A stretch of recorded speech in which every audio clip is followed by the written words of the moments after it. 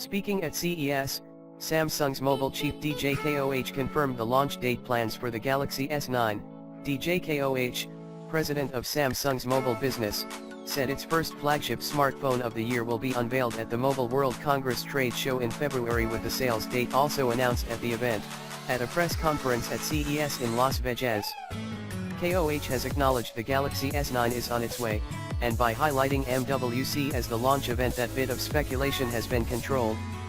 For the record, and with no actual information, my money is on a press launch on Sunday, February 25th at around 4 p.m. in Barcelona. As for the retail release, that's going to be territory dependent, but I expect some countries to see supplies perhaps as early as Monday, March 5th. What it doesn't address is the rest of the story.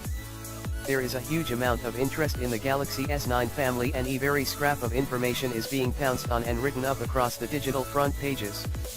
If Samsung had decided to show off the Galaxy S9, even in a short teaser video similar to the Hollywood blockbuster superhero movies, then the PR team would have been in a better position to sculpt and shape the story as it develops over the next few weeks.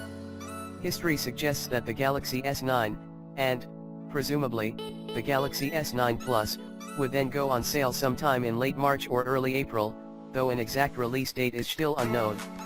Samsung did not immediately respond to a request for comment. Details about the next Galaxy flagship are relatively scarce at this point, but the phone isn't expected to be a radical departure from last year's Galaxy S8, which featured a drastic redesign and was generally well received by critics and consumers alike. Expect the US model to feature Qualcomm's new Snapdragon 845 SoC. Samsung has decided to play it safe, and while I think there would be more reward in going with a teaser campaign here in Vegas, it is following the same rollout that has worked for the company's bottom line over the last few years. Given the iterative nature of the update from the S8 to the S9, slow and steady to win the race is entirely fitting with the Galaxy S9's message. But past performance is not always a guide to future success.